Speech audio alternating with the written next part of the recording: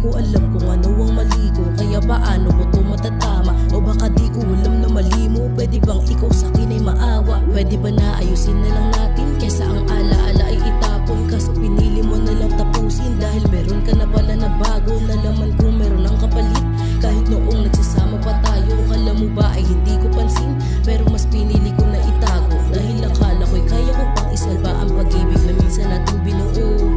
Kaso paano ko magagawa yun kung ngayon mag-isa na lang ako? Tatanggapin ko ng maluwag kahit na masakit ay kakayanin ko to. Pipiliin ko ng magpaubaya para lang sa ikas